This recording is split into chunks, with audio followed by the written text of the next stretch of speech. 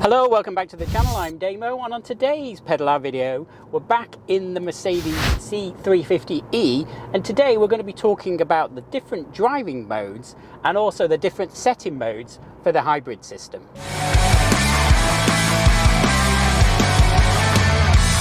Before we get started on this pedal out video, if you haven't done, go and check out our other videos on the Mercedes C350E. If you're thinking about buying one and you want to know a little bit more about them, we cover some of the key points about the Mercedes C350E in some other videos, so go and check those out. And if you haven't done already, please subscribe to the channel. Let's talk driving modes and hybrid configurations. So on the C-Class Mercedes you get different driving modes, controllable by a little jog wheel down here on the center console. They range from Eco, I'll go into specifics of all of them in a second, Comfort, Sport, Sport Plus and Individual. Okay, and then you've got different hybrid modes. There are 4 different hybrid modes. You select them again on the center console just by pushing a button. You've got hybrid, you've got E mode, you've got ESave, and you've got charge mode. Okay, let's talk a little bit about the drive modes first. Okay, let's talk about Eco and Comfort. So they're pretty similar in many respects, and they are the 2 drive modes in which you can use properly the hybrid system. So what do I mean by that? What I mean is the car will slip into electric only mode when it needs to, and now it only does that in the Comfort and Eco modes. If you put this car in Sport Plus or Sport, it will just kick in the petrol engine. It actually uses the electric motor as well, combines them both and gives you about 270 brake horsepower. But if you want to use this car economically and for the E mode only to kick in and run it like a true hybrid, you can only do that in the Eco and Comfort driving mode. So something to be aware of there. So what is the difference between Eco and Comfort? The Eco has a setting for the haptic feel accelerator pedal, so it will tell you nicely, it pulsates, I think it's fair to say, to get you to ease off the gas a little bit in Eco mode. And it also makes the climate control, I'm guessing somehow it works with the fans, a little bit more efficient, so it uses less energy from the car, whereas Comfort gives you a little bit more kind of heat and a little bit more coolness, and isn't quite so economical. Eco is quite cool then if you're trying to hypermile your hybrid Mercedes and get the most out of it, worth bearing in mind. So that's where all your kind of hybrid modes come in, is in Eco and Comfort. So what about Sport and Sport Plus? So both those modes change the driving dynamics of the car. They firm up the suspension, they firm up the throttle response, they get rid of any of that haptic Eco feel, so you don't get that on Comfort either. And the car really, you can feel it noticeably change in dynamics, and the car is obviously a lot more sportier and it handles a lot better, etc. Now, it's worth pointing out that you buy a hybrid Mercedes for economy, I suppose, and in both those modes, the Sport and the Sport Plus, you get a little bit more poke, I think, with the Plus, and a little bit more firmness to the ride. Your MPG isn't going to be great. Expect kind of 30 MPG, whereas in the hybrid modes you should be getting, depending on the length of your journey, where it's using both the petrol and the electric, probably between 43 and 46 miles to the gallon. Obviously, if you're just doing short journeys on electric only, you're getting loads more. But in petrol only mode, in Sport and Sport Plus mode, where it's using mostly petrol, your economy is going to suffer. Just another point of note on the Mercedes, it obviously comes with paddle shifts. So it is a torque converter automatic gearbox with paddle shifts. And in electric only mode, we'll cover that a little bit more detail in a second, the car obviously uses the normal gearbox that it comes with. You can feel that now. We've turned off our engine. I'm going to just change the mode slightly.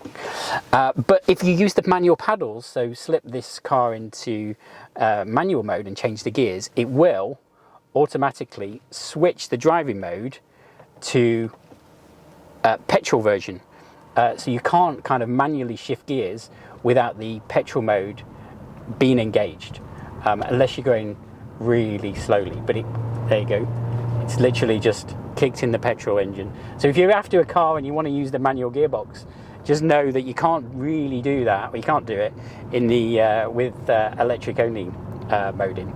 You can press and hold one of the paddles and it will revert back to drive only. You don't really need to use the paddles, if I'm honest. But anyway, it's there if you need it. Right, so we've talked about the driving modes, eco, we've talked about comfort, and we've talked about sport.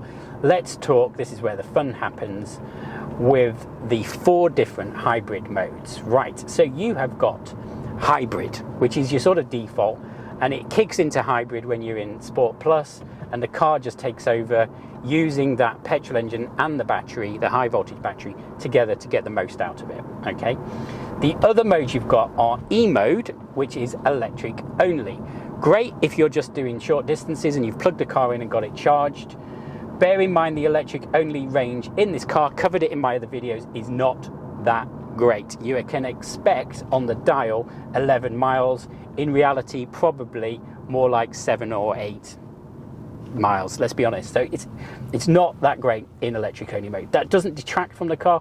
Most average journeys, I've said this before, in the UK that people do are about 8 miles. So you know, if you're just popping about doing local trips, dropping the kids off here, there and everywhere and shopping in E-mode only, really, really cool. So that's E-mode, electric only. You have to be in either comfort or eco for that to be enabled. You have to have roughly more than 30% battery charge. Once the battery gets below 30%, E-mode becomes unavailable, it grays itself out, and the car will switch to hybrid, and it will basically just maintain battery level between sort of 20 and 30% in hybrid mode. It might dwindle a bit depending on the type of driving that you're doing, but effectively it's in hybrid. Okay, so that's E-mode. What other modes have you got? Right, you've got... let's take a step back and focus on hybrid mode. So when you drive this car off, so let's imagine you've parked it at home, plugged it in, you've got a full 11, 12 miles of electric only range in hybrid mode, and you're just going off on a 50-mile journey driving it. The car will use pretty much all of that battery power, that high voltage battery power that you've saved up in its driving within the first few miles, if I'm honest. It will carry on, and eventually those miles will dwindle down, and it will tell you it gives you a red plug icon to charge it up. You don't need to charge it up. What it's actually doing is keeping the car in a 20 to 30% high voltage battery range. And that is the range in which the sort of hybrid operates. And largely at that point, you can sort of park the fact that this is a plug-in hybrid vehicle, and it just really becomes a hybrid vehicle, and it just operates. So it's still charging up as it's going, it's still kicking in electric mode, and it's still maintaining about 20-30% in the battery in hybrid mode. So we talked about E-mode. E-mode is electric only until the battery pretty much depletes, and then it'll switch to hybrid, and the petrol will kick in when it needs to charge the battery up, and obviously when you stop in traffic it'll go to E-mode and crawling along, etc., until it needs to kick the petrol back in to charge up, etc. It just alternates and sorts itself out. The other mode then that you've got is charge, and obviously charge does what it says on the tin. So it's up to you how you drive, and you kind of got to get used to this after having the car for a bit, I suppose. Charge will charge the high voltage battery as you're driving along, so you don't get any electric mode at all. The engine is on all of the time, and the car is working to charge the battery. It doesn't charge it constantly. It will kind of vary if you're kind of moving in slow moving traffic. The petrol engine focuses on driving the car, and it's not directing the power to the battery. But once you're getting a bit more speed and a bit more revs, the car is using more of the engine's energy to charge the main high voltage battery. So that is in charge mode. The other thing to note about charge mode is it draws power obviously from the petrol engine, so you can feel it. There's a noticeable, I don't want to say lag, but noticeable kind of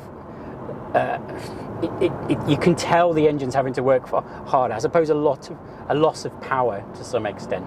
So in charge mode, it's charging the high voltage battery, you're driving along. It's good if you're on the motorway, actually. If you know you're going to arrive on some smaller A roads where you're going lower speed, and you perhaps think, oh, I could switch to E-mode then and just go on E-mode only in a residential area or built-up area where you're going low speeds. That's when E-mode works the best, let's be honest.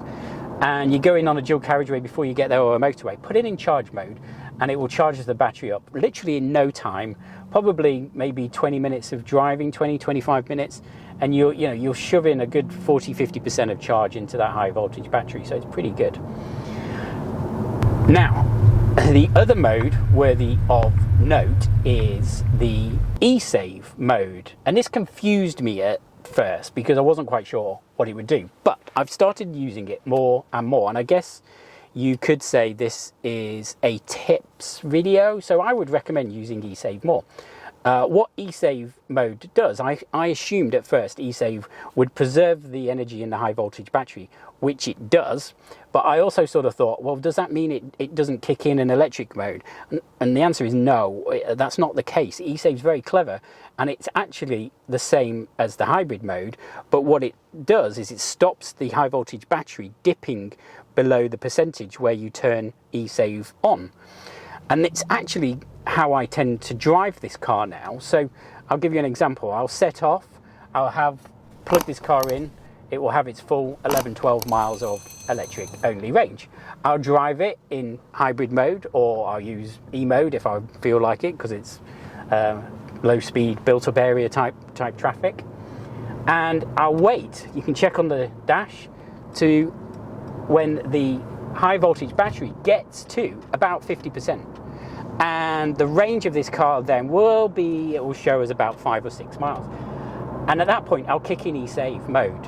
What then happens is the car maintains that 50% charge in the battery, which I really quite like that, because it makes me feel like I know a little bit more. I've got a bit more control over the voltage in that high voltage battery. But what it doesn't stop is that battery still charging up within the cycle of the engine running, and the electric mode will kick in and the car will still operate as a hybrid. So as you're going along and driving in petrol mode, it charges that battery, and if it needs to kind of run it in hybrid mode and kick it into electric mode, it will do that as well, but without degrading that high voltage battery life. It maintains that 50%. And I think, and I don't know how scientific this is and whether I'm actually correct, but it feels like you get a little bit more economy out of this car doing it when your high voltage battery has a little bit more charge in it. So keeping it at 50% charge, that high voltage battery, and running it in ESave mode, and it keeps the level there, charge up a bit, goes in E mode. It's just like hybrid, but maintaining that 50% charge seems to work okay. What then that allows you to do is really know where you are with your electric only mile range. So I can look at the dial and go, I got 5 miles of electric only range. If I'm doing a journey, which I am now, journeying home, mostly motorway, but the last 2-3 miles are normal roads, normal kind of B roads, 30 miles an hour.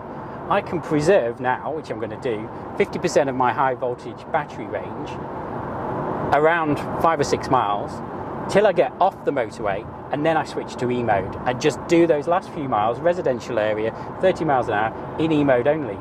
Now, in theory, the car should handle this all for you in hybrid mode, and most of the time it does.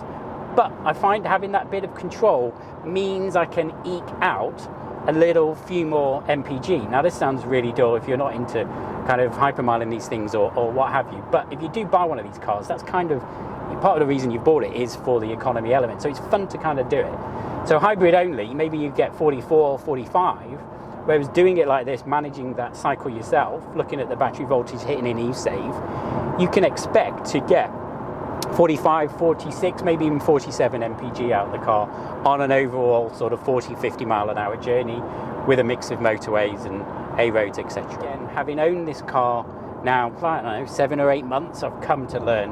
One is getting your foot down in this car when you're sort of in one of those hybrid eco modes and it's kind of going along in electric only at the time, and you kind of want to just quickly put your foot down, maybe to pull out and accelerate past a car in a different lane, etc.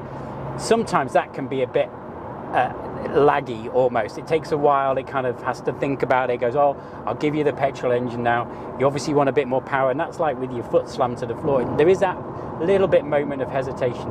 Similarly, you think, okay, well, I'm going to get past someone, I'll slip it into sport mode. Again, you can do that, but it will take a second or so. There's just a slight delay where it kind of thinks about it and goes, okay, I'm in sport mode now, the petrol engine will fire up, and you're sort of ready to go. It's not sort of like flip it in and zoom out. You do have to kind of plan, think about your driving a bit more, and I suppose that's what maybe a little bit of a criticism of this car. I have understood that, I mentioned this in one of my previous C350E videos, that the 12 volt battery in this car needs to be fully charged to get the most out of the car switching between electric and petrol and kicking in the petrol. So if you do have one of these and it's on its original battery, if you don't replace that battery, at least give it a reconditioned charge. That maybe will help a bit with the smoothness as the car transitions from electric into the petrol engine mode as well, because sometimes that can also be a little bit jerky. The other thing that can affect your economy in the car is setting your sat-nav to a particular destination. It's quite clever. It almost handles the ESave functionality for you. It does that similar routine that I've just described with ESave, where it saves up the battery on your journey. It saves more of the charge in the high voltage battery until you kind of reach the end of your destination, and then it will just throw everything and go, use more emode to get that mileage up. Again, that's great and it works quite well, but what tends to happen is you arrive at your destination and find the car has used all of its electric battery charge by that point. So it kind of maintains 50-60%. You last few miles it will degrade it.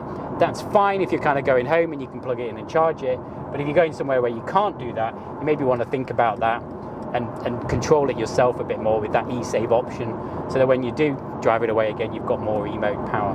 Okay, thanks for watching this pedal out video. Hopefully you enjoyed this little insight into the driving modes and the hybrid system in this Mercedes C350E. If you liked it, please give it a thumbs up, write in the comments, tell us what you think, and don't forget, if you haven't done already, subscribe to the channel. And if you are thinking about a Mercedes C350E, by all means check out our other videos on the channel where we talk about more aspects of this car, give you a much better feel of what it's like to own one and some of its foibles and maybe some of the little things that kind of maybe could go wrong, etc. Overall, great cars. All right, we'll close it off there. Thanks for watching. We'll see you again next time. Cheers.